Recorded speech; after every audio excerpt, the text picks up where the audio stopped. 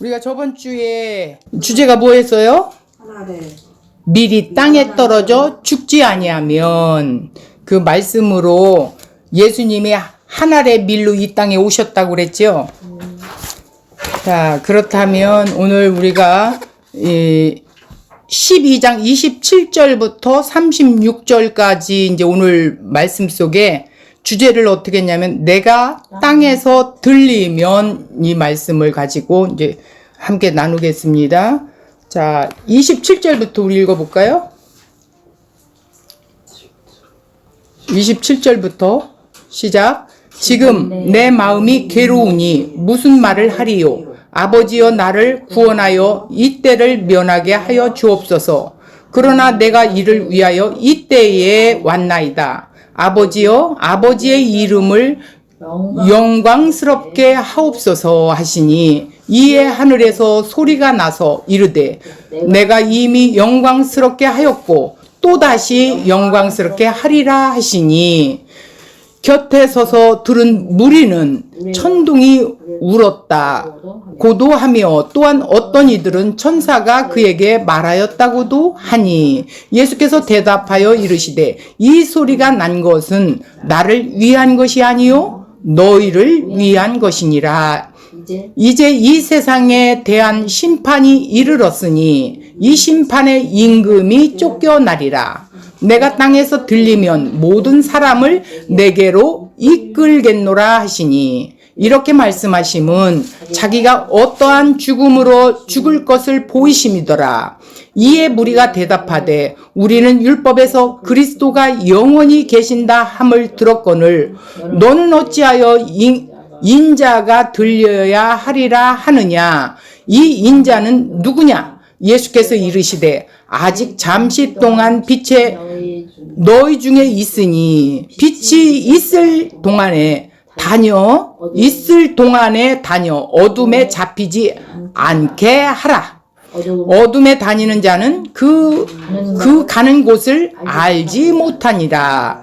너희에게 아직 빛이 있을 동안에 빛을 빚으라. 그리하면 빛의 아들이 되리라. 여기까지예요. 예수께서 이 끝까지 안 됐나? 아니요. 36절까지. 여기는 지금 하나 남았죠. 그럼 남았어? 너희에게 한 절. 한 절 남았죠. 예수께서 이 말씀을 하시고 아니 너희에게 36절 했어. 너희에게 아직 빛이 있을 동안에 빛을 있으라. 그리하면 빛의 아들이 되리라. 여기까지예요. 근데 여기는 글씨가 더 있네. 자, 우리가 좀 전번 주 거를 한번 조금 살펴볼까요? 12장 12절 한번 볼까요? 12장 12절 한번 보세요. 그 이튿날 명절에 온 큰 무리가 예수께서 예루살렘으로 오신다는 것을 들었죠? 그때가 그 이튿날이 언제예요? 십자가를 그러니까 예루살렘에 이제 올라가시는 것을 듣고, 이제 예수님께서 예루살렘으로 오신다는 것을 들었어요. 무리들이, 큰 무리들이. 그러니까 그 이튿날은 한 월요일쯤 돼요. 자, 그래서 어떻게 했어요? 막 호산나 찬송하리로다 막 이렇게 했었지요. 그죠?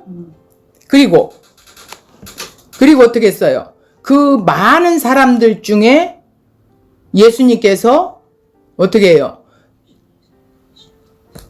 나사로를 무덤에서 불러내어 죽은 자 가운데 살리신 때에 함께 있었던 그 무리들이에요. 그 무리들이 몰려왔었던 거예요.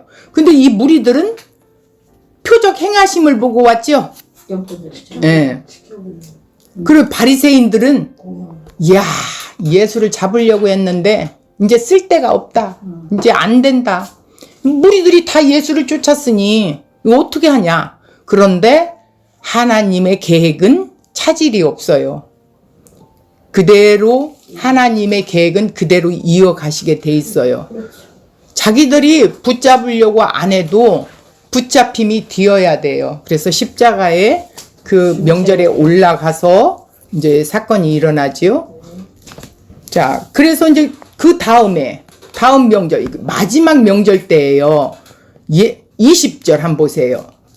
예배하러 올라온 사람 중에 헬라인들이 몇이 있다고 그랬었지요. 전번 주에.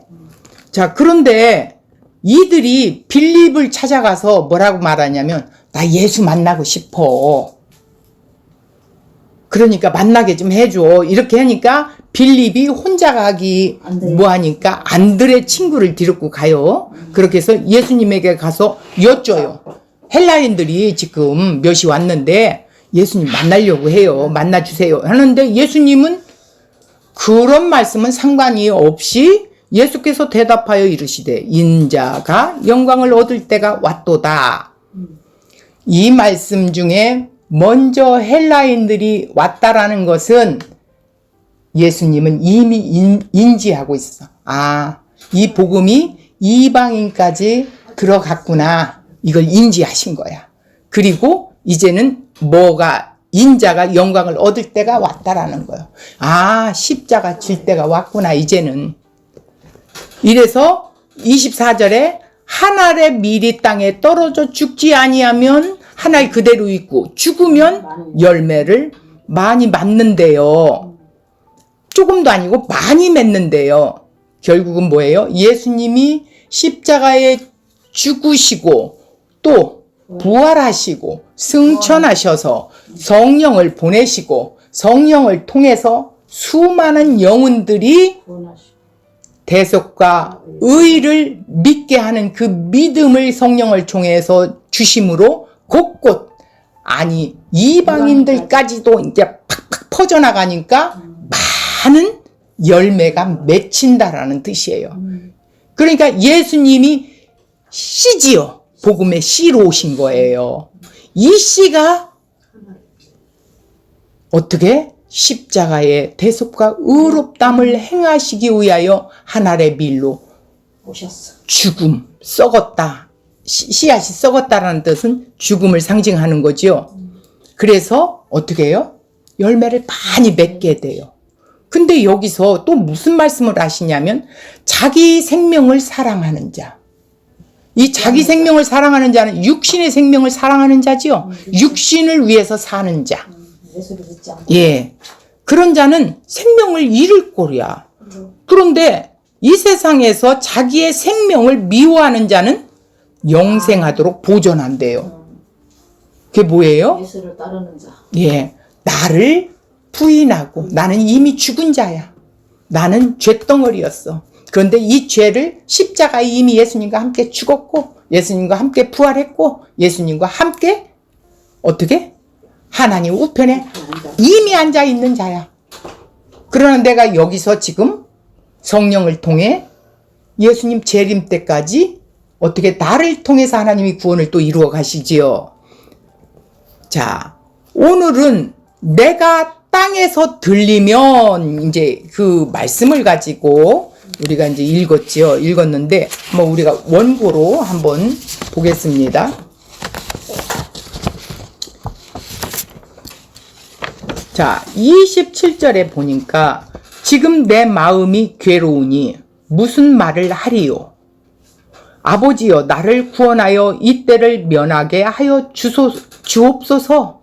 그러나 내가 이를 위하여 이 때에 왔나이다. 이 때를 면하게 하옵소서란 십자가의 고통을 면하게 해달라는 뜻이지요. 그러나 이것으로 끝나는 것이 아니에요. 내가 이를 위하여 이 때에 왔나이다라는 말씀을 하십니다. 그러면 27절에 말이 어쩌하면 예수님의 나약함을 드러내는 것으로 보여줄 수도 있죠. 그런데 예수님은 결코 나약한 분이 아니에요. 하나님이세요. 그런데 왜 이때를 면하게 해달라는 말씀을 하셨던 것입니까? 의문이 실어지죠. 자, 실제로 인간의 몸으로 오신 예수님도 나약하셨음을 보이기 위해서 하신 말씀이겠습니까? 그러나 그 뒤에 구절을 읽어보면 그렇지가 않다라는 거예요. 예수님의 27절의 말씀을 하시자 하늘에서 소리가 나요. 결국 초점은 제자들입니다. 그래서 30절에 보면 너희를 위한 것이다. 이 말이 뭐냐면 너희들도 나약해서 이럴 수 있는데 나를 봐. 그 소리요. 그러면서 예수님이 그 모습을 보여주는 거예요. 그러니까 제자들을 지금 양육하기 위해서 행하시는 거예요. 결국은 제자를 세우기 위해서 훈련시키는 거죠. 이때를 면하게 하여 달라는 말씀을 하시는 것도 실제 십자가에 대한 예수님의 속마음을 드러내신 말씀이 아니고 무엇이 아버지께 영광이 되는 것인가 보여주기 위해서래요. 너희들도 이런 일, 이런 고통이, 고난이 올 때가 있을 거야. 그러나 모든 것은 이기고 아버지의 뜻대로 너희들도 이렇게 할 거야. 이러면서 당신이 스스로 보여주시는 거야. 아버지께 영광이 되는 것은 자신의 뜻이 있음에도 불구하고 그것을 포기하는 거죠. 오직 아버지의 뜻에 순종하는 것임을 지금 가르쳐 주시고 제자들을 훈련시키는 그런 것이에요. 그러니까 뭐라고? 자신들의 뜻을 포기해야 알 수 있다라는 거예요. 사람은 하나님의 뜻에 대해 갈등하게 되어 있습니다. 아무리 하나님의 뜻이라 해도 자신에게 손해가 되는 일일 때에는 갈등과 반발이 있을 수밖에 없는 게 인간이에요. 그리고 자신이 어려움에서 구원해 달라는 외침이 나오게 돼 있어요. 육신은 언제나 내가 사는 길을 향해 나가고 또 성령은 우리 안에서 아버지의 뜻을 이루는 길로 나아가게 이렇게 하시죠. 이렇게 두 마음이 우리 속에 유동을 치고 있어요. 그러나 신자의 마음속에 벌어지는 갈등이고 싸움이에요. 예수님 역시 이러한 육과 영의 싸움으로 게으러워 하셨던 것입니다. 성령을 받은 신자의 마음속에 벌어지고 있는 싸움이며 이 싸움으로 인한 괴로움이 없다면 그는 신자가 아니죠. 당연히 일어나게 된다라는 거예요. 세상이 알고 있는 싸움은 자신의 삶이 더 나아지고자 하는 욕망의 싸움이죠. 이것이 야고보서 4장 1절에 나와 있어요. 그러나 신자에게 육신의 욕망과 영의 욕망의 싸움이 있습니다. 세상은 신자들이 경험하는 싸움에 대해 알지 못해요. 그냥 자기 원하는 대로 가면 되는 거죠. 그런데 신자는 반드시 이 싸움이 일어나게 된다라는 것이 경험돼. 육신의 소욕과 성령의 소욕이 항상 어떻게? 두 마음이 치열하게 싸우고 있어요. 신자라도 육신의 욕망에 사로잡혀 살아가는 자는 이 싸움을 할 필요를 느끼지 못하는 것은 마찬가지예요. 왜? 아직 어린아이로 성장하지 못해 있고 말씀을 제대로 먹지 못했기 때문에 그렇겠죠. 그러나 우리의 육신의 소욕은 하나님의 영의 소욕을 결코 이기지 못해요. 영이 이길 수밖에 없어요. 우리가 경험하는 것은 매 순간 육신이 이기는 현실이 우리의 삶이죠. 그러나 우리는 이미 그리스도의 승리 안에 참여한 자로 이미 이긴 싸움을 싸우고 있는 거예요. 이걸 반드시 알아야 돼요. 이것이 하나님의 구원 안에 붙들려 있는 우리들의 운명이죠. 그죠? 자, 28절 보겠습니다. 아버지여, 아버지의 이름을 영화롭게 하옵소서 하시니 이에 하늘에서 소리가 나서 이르되 내가 이미 영광스럽게 하였고 또 다시 영광스럽게 하리라 하시니 아버지여 아버지의 이름을 영광스럽게 하옵소서라는 말씀을 어떻게 해요? 하심으로써 자신의 스스로의 뜻을 포기하는 것이죠. 결국 아버지의 영광을 위해서임을 가르치신 거예요. 제자들에게. 인간에게 누구나 자신의 뜻이 있습니다. 그리고 일이 자기 뜻대로 되어지기를 원하지요. 그러나 신자라면 어떻게 해요? 세상의 모든 일이 우리의 뜻이 아니라 세상을 주관하시는 하나님의 뜻대로 되어짐을 아는 자가 신자죠. 세상 일이 하나님의 뜻대로 되어진다는 것은 하나님 계획하시고 작정하신 일이 존재함을 뜻하는 것이에요. 그러니까 하나님 주권 안에 모든 것이 있다라는 거죠. 그리고 그 일을 위해서 자기 백성을 택하시고 부르셔서 세상에 있게 하신 거예요. 믿음은 하나님의 뜻 앞에서 자신 뜻을 포기하는 것을 의미하는 것이고 그것이 아버지께 영광이 되는 것입니다. 믿음이 그냥 나 예수 믿어 이게 아니라는 거예요. 약속하신 말씀을 믿는 거지요. 약속하신 것이 뭐예요? 예수님이 십자가의 대속과 의로 말미암아 자기 백성 택한 그 백성을 구원하시기 위해서라는 거예요. 아버지여 아버지의 이름을 영화롭게 하옵소서. 이것은 아버지 뜻대로 일하시라는 의미죠. 아버지 뜻대로 이루어지기를 나는 원합니다. 이렇게 가는 거예요. 그렇죠. 하나님이 예수님을 세상에 보내신 것은 택하신 자기 백성을 구원하기 위함이에요. 그것을 위해서 예수님은 십자가에 죽으셔야 했던 거예요. 그래서 오늘 주제가 뭐라고요? 내가 땅에서 들리면 이렇게 나오는 거예요. 그것을 아는 예수님이 아버지의 뜻대로 그대로 일하실 것을 말씀하신 거지요. 그것으로 아버지의 이름을 영광스럽게 하시라는 것입니다. 예수님이 고난을 받고 죽으시는 것도 아버지의 이름이 영광을 받는 것이 더 중요함을 의미하게 되는 거예요. 예수님이 이런 말씀을 하심으로써 어떻게 제자들에게 아버지께 영광이 되는 삶이 어떤 것인가를 말씀해 주시는 것이었죠. 그러니까 제자 훈련이었어요. 지금 신자가 아버지를 영화롭게 하는 것은 예수님을 영화롭게 함으로 되어져 있습니다. 예수님을 영화롭게 하는 것은 무엇입니까? 자신의 뜻은 모두 포기하고 오로지 아버지의 뜻대로 순종하신 예수님을 따라가는 것, 그것이 그분을 섬기는 것이지요. 신자가 해야 할 도리예요. 신자는 하나님 아들이신 그 예수님을 영화롭게 하는 것이 삶의 목적이 되어야 하는 거예요. 우리의 삶의 목적은 욕망이 아니라 바로 이거예요. 예수님을 영화롭게 하는 것. 그렇기 때문에 자기를 미워하지 않고는 아들을 영화롭게 할 수 없고 아들을 섬길 수조차도 없다라는 것이죠.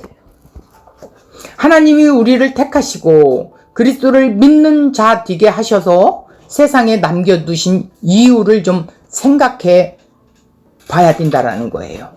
우리에게 믿음을 주신 것이 우리의 뜻, 우리의 일과 상관이 있는 것입니까? 그렇지 않다라는 거예요.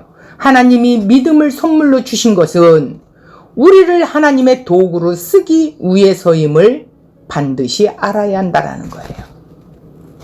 그래서 믿음은 우리의 뜻을 포기하게 하는 힘이고 자기를 미워하는 자로 살아가게 하는 능력이라고 말할 수 있는 거예요. 믿음이. 그래서 믿음이 없이는 아버지를 기쁘시게 못한다고 말씀하시죠. 그래서 그 믿음이 하나님을 기쁘시게 할 수 있다라는 거예요. 내 뜻을 포기하고 나 자신을 미워하는 그런 능력으로 하나님의 뜻을 이루어가는 것이기 때문에 아버지를 기쁘시게 할 수 있다는 것이죠. 그러므로 믿음을 내가 구원받기 위해 필수 조건으로 생각한다면 아직 자기 욕심에 머물러 있고 자신을 사랑하는 자로 살고 있다는 말을 할 수밖에 없어요. 그러니까 구원을 받기 위해서 무슨 조건이나 무슨 행위를 내세운다라는 것은 기독교와 아무 상관이 없다. 기독교는 오직 예수님의 행해 놓으신 대속과 의롭다함으로 내가 땅에서 들려야 된다라는 십자가에 죽어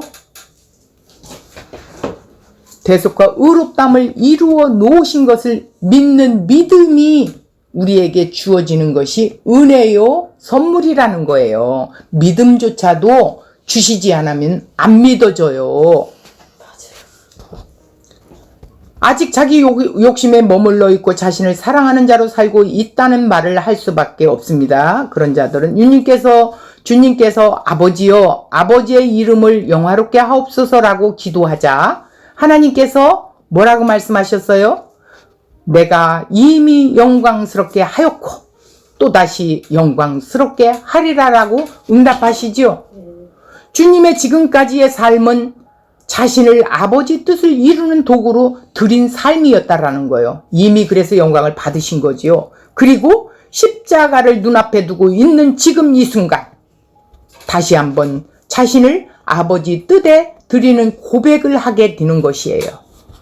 29절 곁에 서서 들은 무리들이 있어요. 천둥이 울었다고도 하며 또 어떤 이들은 천사가 그에게 말하였다고도 해요. 그런데 30절 예수께서 대답하여 이르시되 이 소리가 난 것은 나를 위한 것이 아니라 제자들을 위한 것이래요. 들을 수 없는 사람은 들을 수 없고 제자들은 성령이 오고 나면 아 예수님이 그때 그 말씀하셨지?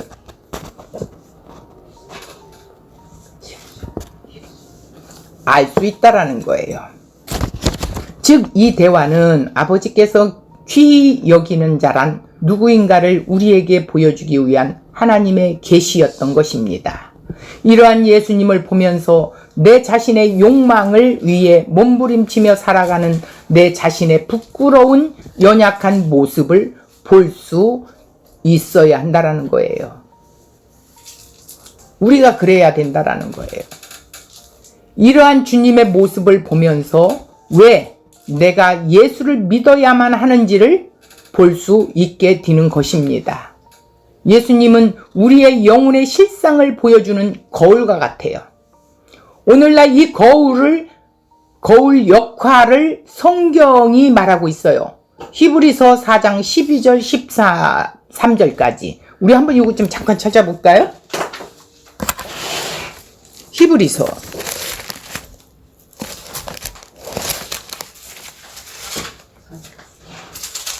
4장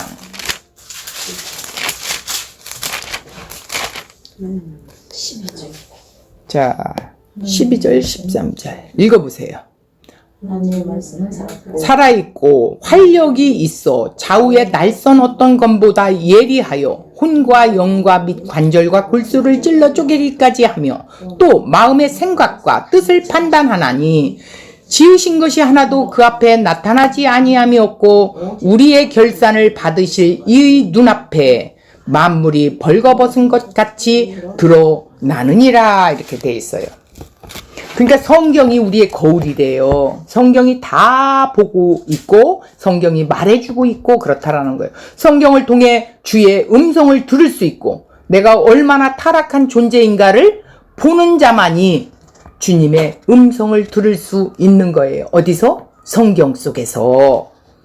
이들이 주님을 따르는 제자들이고 또 주를 섬기는 자들이죠. 자, 이들이 하나님의 귀히 여기심을 받는 자들입니다.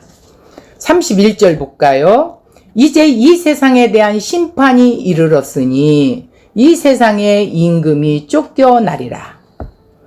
세상의 심판이 이르렀다고 말씀하셨는데 사실 예수님이 죽으신 후에 세상에는 아무 일도 일어나지 않았어요. 그렇죠? 그런데 심판이 이르렀고 세상 임금이 쫓겨나리라고 말씀했어요. 세상 임금이 뭘까요?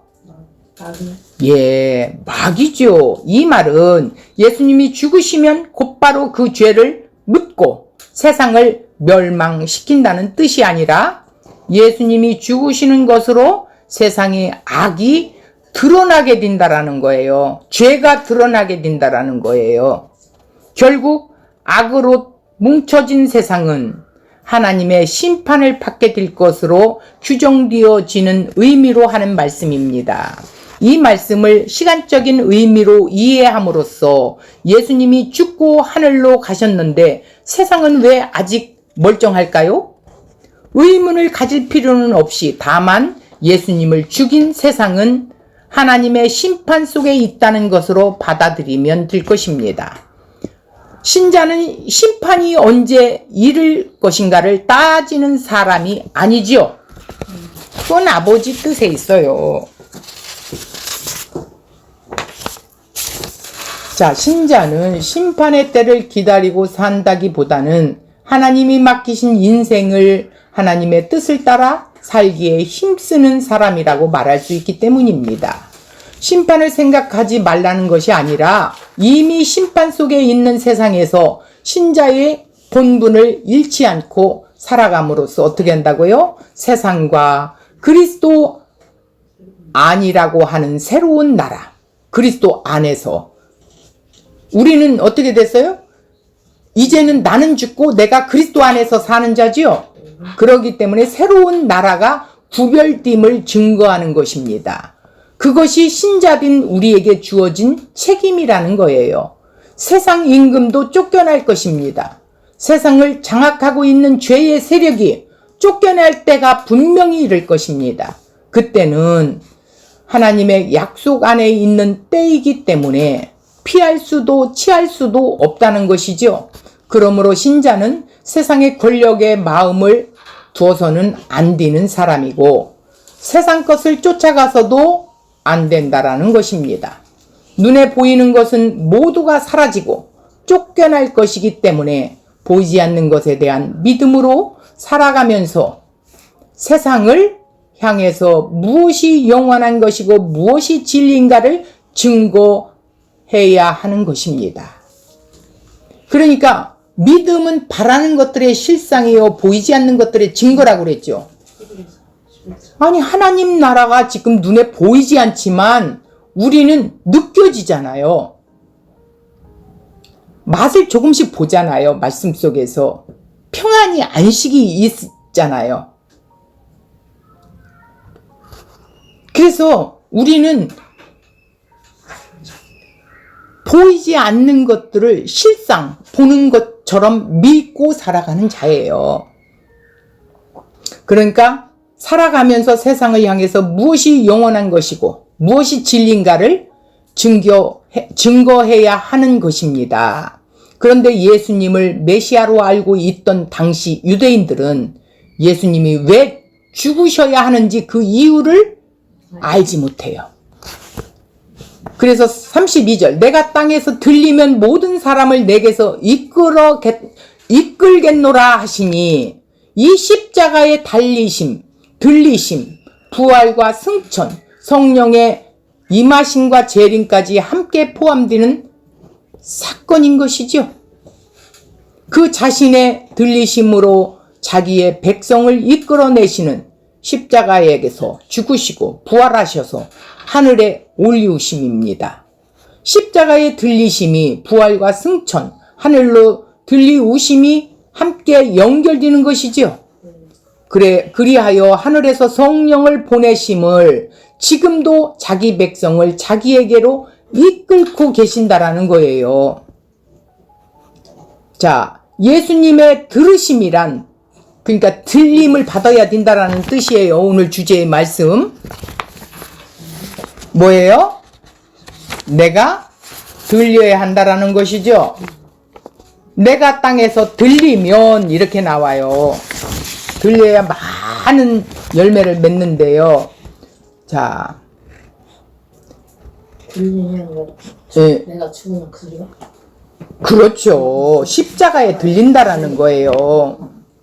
자, 예수님이 들리심이란 뭐예요? 사로잡혀 있는 자를 사로잡으시고, 그러니까 이 말은 뭐냐면 마귀에게 사로잡혀 있는 자를 성령께서 사로잡으시고, 그러니까 성령이 이제는 붙든다는 거예요. 마귀가 붙들고 있는 걸 끊어내고 성령이 나를 잡고 있다라는 거예요. 그래서 자기 백성을 어떻게 죄와 사망 가운데서 이끌어내시죠? 예. 우리 주님은 어떻게 죄와 사망의 포로에 잡혀 있는 자들을 이끌어내시는 것입니까? 창세기 3장 15절. 여인의 후손과 뱀의 후손의 싸움이 나옵니다. 여기서 보면 창세기 3장 15절. 여자의 후손은 그 머리를 상하게 하실 것이요. 너는 그 발꿈치를 상하게 할 것이라. 여자의 후손이 누구예요? 예수님. 예수님. 그래서 마귀의 머리를 상하게 할 거예요. 머리를 상하게 한다라는 건 뭐예요? 이제 아무것도 쓸모없게 한다라는 거예요. 근데 너는 그의 발치를 상하게 한대요. 마귀는 발치를 상하게 한다라는 건 십자가에서 죽게 한다는 것이죠. 그러므로 예수님이 십자가에 달리심이 사망으로 사망을 이기신 사건입니다. 사망에서 사망을 이기게 했다라는 거예요. 대신 저주 받으시고 저주를 끊어 버리신 것이죠. 예수님이 저주를 받으심으로 저주가 끊어진 거예요. 예수님이 십자가에 달려 죽은 후에야 비로소 자신에게 속한 자들이 어떻게 해요? 등장하게 될 것임을 선포하신 거예요.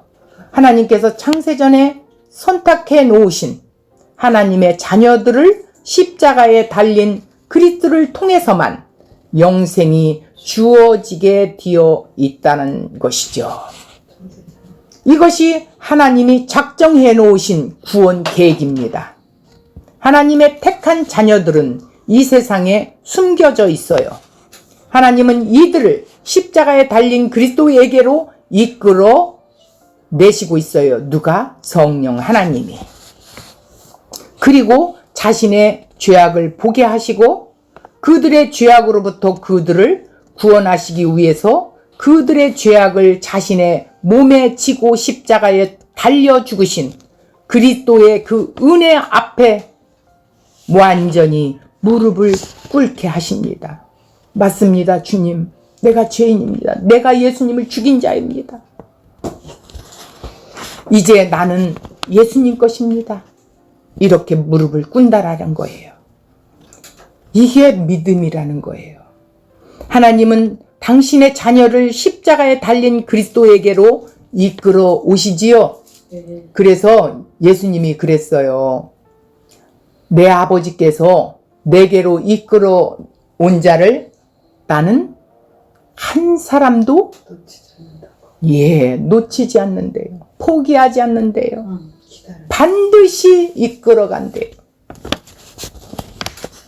이를 위해 지금도 복음의 증인들을 세워 십자가에 달린 그리스도를 전파하게 하시고 있죠. 모든 사람이라는 게 뭐예요? 모든 인간을 말하는 것이 아니에요. 하나님의 자녀들에게. 자, 32절. 내가 땅에서 들리면 모든 사람을 내게로 이끌겠노라 하시니, 이 말씀은 원어로 보면 모든 사람이란 모든 인간을 말하는 것이 아니고 하나님께서 아들에게 보내시기로 작정한 자들이 있어요.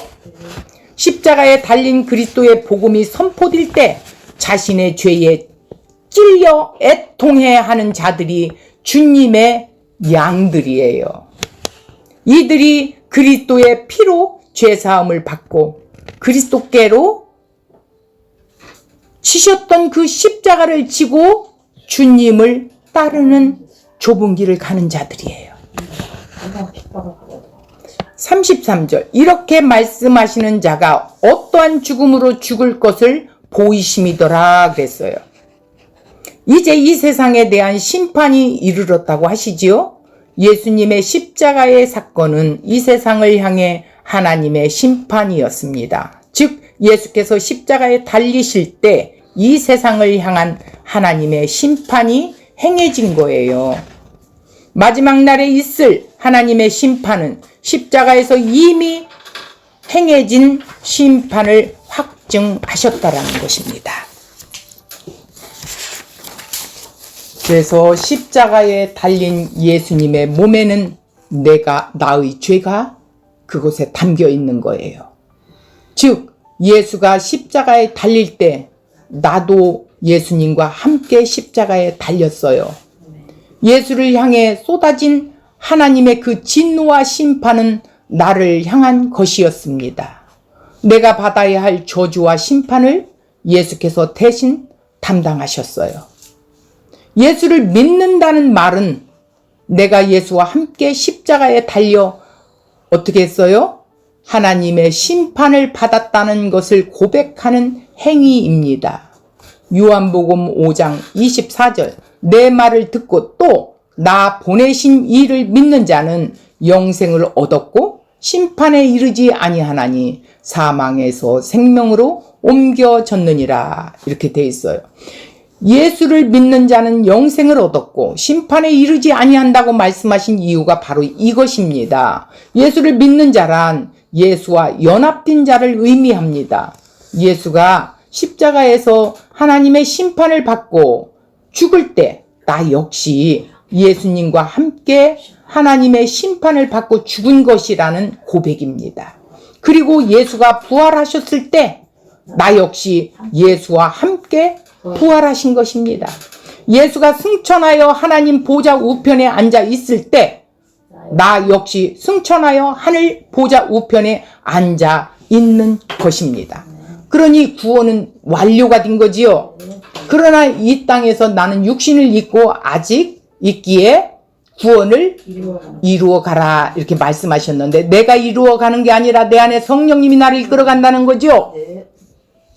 최종의 구원에까지 새하늘 새 땅이 임하는 그날까지 성령님이 나를 결단코 포기하지 않고 이끌어 가신대요. 여기서 확인 하나 시켜드리겠습니다. 에베소서 2장 6절 5절부터 읽어볼까요? 네. 예수서 2장 5절 311쪽 2장 5절 허물로 죽은 우리를 그리스도와 함께 살리셨고 우리는 은혜로 구원을 받은 것이라 또 함께 일으켜사 그리스도 예수 안에서 함께 하늘에 앉히시니 나오지요. 네, 함께 그러니까 예수님과 함께 십자가에 죽었고 예수님과 함께 부활하였고 또 함께 그리스도와 예수님과 어떻게 하늘에 앉히셨대요. 예, 이걸 믿는 자라는 거예요. 믿는 것이 일이라. 예. 34절 이에 무리가 대답하되 우리는 율법에서 그리스도가 영원히 계신다 함을 들었거늘 너는 어찌하여 인자가 들려야 하리라 하느냐. 이 인자는 누구냐 이렇게 말해요. 유대인들이 이해하고 있는 그리스도 즉 메시아는 영원한 분이라는 거예요. 어디 십자가에서 죽어 이런 거예요. 자, 그러나 이사야서 9장 6절을 보겠습니다. 이는 한 아이가 우리에게 낳고 한 아들을 우리에게 주신 바 되었는데 누구를 주셨어요? 예수님을 인간으로 인자로. 그래서 인자라고 하는 거예요. 그의 어깨에는 정사를 메었고 그의 이름은 기묘자라 모사라 전능하신 하나님이라 영존하신 아버지라 평강의 왕이라 할 것임이라. 7절 그 정사와 평강의 더함이 무궁하며 또 어떻게 해요? 또 다윗의 왕자와 그의 나라에 군림하여 그 나라를 굳게 세우고 지금 이후로 굳게 세운다는 건 뭐예요? 영원한 지금 이후로 영원히 정의와 공의로 그것을 보존하실 것이라. 만군의 여호와의 열심히 이를 이루시리라. 구원을 누가 이루어요? 만군의 여호와 하나님이 이루신대요. 분명 이사야의 예언에는 하늘에서 한 아들을 이스라엘에게 주었다고 했어요. 그 아들로 세워진 나라가 영원토록 보존될 것이라고 말하고 있기 때문입니다. 유대인들은 여기서 말하는 영원을 세상에서의 영원으로 이해하고 있습니다. 땅의 나라를 말하는 거지요. 그러기에 메시아로 오신 분이 죽는다는 것은 상상할 수 없는 일이었고 그런 자는 메시아가 아니라는 거예요. 결국 죽으셔야 할 것을 말씀하신 예수님을 메시아로 인정을 하지 않게 되고 배척을 하게 되지요. 그러니까 이들은 성경을 가졌고 성경의 박사라고 말하지만 성경을 모르고 잘못 이해할 수밖에 없는 것이죠. 예수님이 세상에 보여주신 것은 하나님께 대한 순종이었습니다. 비록 그것이 죽어야 하는 길이라고 해도 그 길을 가심으로 순종을 보이셨습니다. 그러면 예수를 믿고 따라가는 사람도 그 길을 가는 거예요. 그치. 버리고 가. 죽어야 하는 길이라고 해도 우리는 가야 돼요. 그 길이 어떤 길이에요? 십자가를 지는 길이에요. 예수님이 나를 따라오려거든 누구든지 나 자신 불의하고 내 십자가를 지라는 건 뭐냐면 나는 죽은 자입니다. 나는 쇳덩어리일 뿐입니다. 그러면서 어떻게 해요? 오직 예수님 안에서 살아가는 것이에요. 그것이 예수님을 따라가는 거예요. 35절 예수께서 이르시되 아직 잠시 동안 빛이 너희 중에 있으니, 잠시 동안 빛이 있는다라는 게 뭐예요? 예수님이 지금 너희들과 함께 있으니 이 소리예요. 빛이 있을 동안에 다녀 어둠에 붙잡히지 않게 해라. 성령 올 때까지. 네, 어둠에 다니는 자는 그 가는 곳을 알지 못해요. 어둠에 잡히면 가는 곳을 몰라. 36절 너희에게는 아직 빛이 있을 동안에 빛을 믿으라. 그리하면 빛의 아들이 되리라. 자, 빛이 있을 동안에 빛에 있으래. 예수님 안에 있으래요 지금. 그리하면 너희들이 하나님의 아들들이 된다라는 거. 예수께서 이 말씀을 하시고 그들을 떠나가서 숨으시니라. 숨었어요. 왜? 아직 아버지 때가 안 됐어요. 주님은 이 세상에 빛으로 오셨어요. 빛의 역할은 어둠을 드러내는 일이지요. 네. 어둠에 속한 이 세상은 빛으로 오신 주님을 환영할 수가 없어요. 그래서 빛과 어둠의 전쟁은 피할 수 없습니다. 그래서 세상은 예수를 미워하며 죽여버리는 것이죠. 그런데 자신의 죄악을 들춰내는 이 빛을 환영하는 자들이 등장합니다. 이들이 주님의 양들이에요. 빛을 드러내니까 어떻게 해요? 막 죄가 막 드러나. 내가 죄인이구나. 이렇게 고백하는 자들이 예수님이 필요하고 예수님은 그들을 위해서 왔대. 나는 죄인을 구하러 왔지 의인을 구하러 오지 않았대요. 그런 자가 예수님이 목자이고 그런 자는 양이래요. 교회를 다닌다고 빛에 속한 자들이 다 아니죠. 네. 즉 빛이 아닌 어둠에 속해 있는 것입니다. 세상이 믿고 따르는 그리스도의 빛이 아닌 것으로 포장된 어둠일 뿐이에요. 빛의 아들은 자신의 죄의 수치와 부끄러움을 그리스도의 피로 가리움을 받고 있는 자들을 말하고 있어요.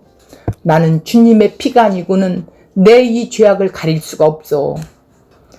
그런 자들이에요. 그의 피로 언제나 하나님 앞에 담대히 나갈 수 있는 자가 되었음을 알고 있는 자들이에요. 이들은 그리스도께서 어디로 인도하든 주저하지 않아요. 두려워하지 않아요. 주저하지 않아요. 예스하며 그 길을 따라가는 자들일 뿐입니다.